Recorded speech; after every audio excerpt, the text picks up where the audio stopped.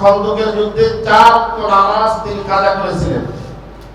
জিবরিল আলামিন এসে বলছে, ইয়া রাসূলুল্লাহ, ইয়া হাবিবাল্লাহ, এখন আপনার ফরজ নামাজের সময় রক্ত হয়েছে, কিন্তু আপনি নামাজ পড়তে পারবেন না, কারণ আপনার যুদ্ধে নেতৃত্ব দিয়ে এই যুদ্ধে বিজয় হতে হবে।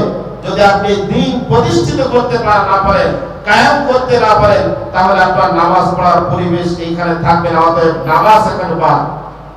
প্রিয় ভাইয়েরা, আমার বন্ধুরা, আপনারা জানেন এই রমজান মাসে 17 রমজান বদরের যুদ্ধ অনুষ্ঠিত হয়েছিল। এই যুদ্ধটা ছিল মুসলমানদের অন্যতম একটি যুদ্ধ এবং পারস্পরিক যারা ভাই ব্রাদার আত্মীয়স্বজনের মধ্যে যুদ্ধটা ছিল এবং ইসলাম থাকবে কি টিকবে না একটা চূড়ান্ত পর্যায়ের যুদ্ধ ছিল হলো বদরের যুদ্ধ।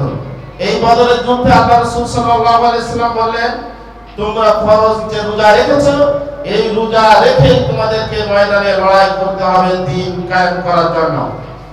অনেক সাহাবা একরাম আল্লাহ রাসূলের এই ঘোষণা করার পরে তারা কি করলেন? রোজা ভেঙে দিলেন। কিছু সাহাবী আল্লাহ রাসূলের কথা মান্য করে অ্যাবাউট করে প্রত্যাখ্যান করে তারা চিন্তা করলে আমরা একটু বেশি সওয়াবের অধিকারী হব, আমরা রোজাও রাখবো, রোজার সওয়াব পাবো, আবার জিহাদের সওয়াবটা আমাদের ঝুলিতে আমাদের পকেটে ঢুকাবো। এই কারণে অনেক সাহাবী কিছু সাহাবী তারা কি করলেন?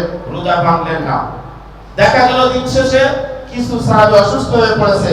আল্লাহ রাসূল তাদেরকে ডাকলেন, বললেন, কি কারণ তোমরা অসুস্থ হয়েছে? বলছে, ইয়া রাসূলুল্লাহ, ইয়া হাবিবাল্লাহ, আমরা রোজা ভাঙিনি। বলছে, আমি আদেশ করার পরে তোমরা রোজা ভাঙনি, তোমরা যে এই অবস্থায় ইন্তেকাল করতে, তাহলে তোমরা জাহান্নামী হয়ে যেতে। কারণ আমার কথা আমার আদেশ হুকুম অ্যাভয়েড করা, প্রত্যাখ্যান করা বড় গুনাহ।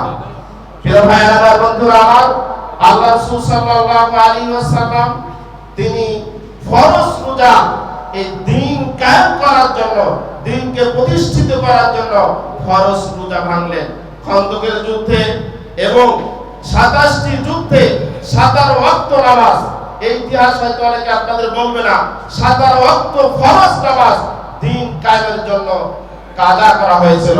কারণ কোন নবী রাসূলের সাথে সাথে যায় না যে নামাজ কাজা করা, কিন্তু আল্লাহর হুকুমে দ্বীন কায়েম করার জন্য ফরজ নামাজ এবং ফরজ রোজা ছাড়তে তারা বাধ্য হয়েছিল। তাহলে বোঝা যায় দ্বীন কায়েমের গুরুত্ব নামাজ রোজা চাইতেও বেশি। ঠিক কি না? আমরা এটা বুঝি না। আমরা বুঝি যে নামাজ আর রোজা তাসবিহ তাহলিল, আমি বলছি না নামাজ রোজা রাখবে না, এটা করতেই হবে, কিন্তু নামাজ কায়েম করার জন্য, নামাজ প্রতিষ্ঠিত করার জন্য, ওই পরিবেশ তৈরি করার জন্য আমাদের দ্বীন কায়েম করা ফরজ না ফরজ? অবশ্যই ফরজ। প্রিয় ভাইয়েরা, আমার বন্ধুরা, আমরা বলবেন তাহলে বাংলাদেশে কি দ্বীন কায়েম নেই? নাই। আমি বলবো স্বাধীনতার 53 বছর অতিক্রান্ত হয়ে গেছে বাংলাদেশে। আপনি আমি আর বুকে হাত দিয়ে বলতে পারি এই 56,000 বর্গ মাইলে, 56,000 বর্গ মাইলে যেখানে 90%, 60% বা আপনার 92% মুসলমান, সেখানে বাংলাদেশে আজ পর্যন্ত স্বাধীনতার 53 বছর অতিক্রান্ত হওয়ার পরও একটা কোরআনের আইন বাংলাদেশে আছে। তাহলে দ্বীন কিভাবে প্রতিষ্ঠিত? আপনি যদি ইচ্ছা করেন তারপরে আপনি গুনাহ থেকে বাঁচতে পারবেন না, আমি বাঁচতে পারবো না। তার কারণ রাষ্ট্রীয়ভাবে দ্বীন প্রতিষ্ঠিত নাই, দ্বীন কায়েম নাই, যার কারণে আমাদের অনিচ্ছা সত্ত্বেও অনেক গুনাহে আমরা লিপ্ত হয়ে পড়তেছি, যার থেকে বাঁচার কোনো আমাদের উপায়। একটা উদাহরণ, এই সুদ ভিত্তিক অর্থনৈতিক ব্যবস্থা বাংলাদেশে চালু, এখানে যদি যাকাত ভিত্তিক অর্থনৈতিক ব্যবস্থা চালু থাকতো তাহলে এই গুনাহ থেকে আমরা সবাই বেঁচে যেতাম। কিন্তু সুদ ভিত্তিক অর্থনৈতিক ব্যবস্থা চালু থাকার কারণে আমরা প্রকাশ্যে অপ্রকাশ্যে এবং কি আমরা যেভাবেই কেন না কেন আমরা সুদের সাথে জড়িত হয়ে পড়ছি। এখানে আপনার পর্দা কায়েম নাই, এজন্য নামাজ কায়েম নাই। এই নামাজ দেখে যার গরজে কেউ পড়ে কেউ পড়ে না।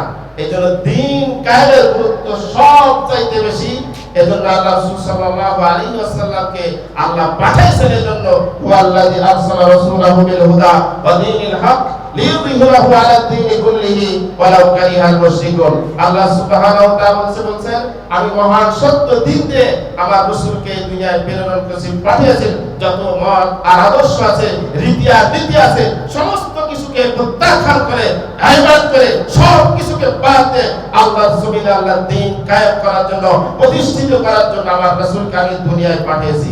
তার রাসূলের আগমনের উদ্দেশ্য হলো জমিনে দিন প্রতিষ্ঠিত করা।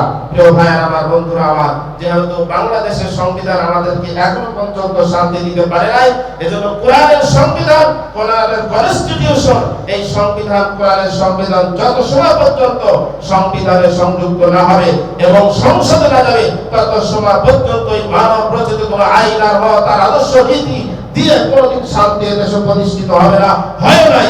এজন্য আসুন আমরা ইসলামের পতাকা ধরে এবং জীবন ব্যবস্থা ইসলামকে আমরা গ্রহণ করে আর আল্লাহর জমিনে আল্লাহর দ্বীন কায়েমের গুরুত্ব বুঝে এই ফরজ কাজটি আমাদের জীবনের সাথে জড়িয়ে নেই।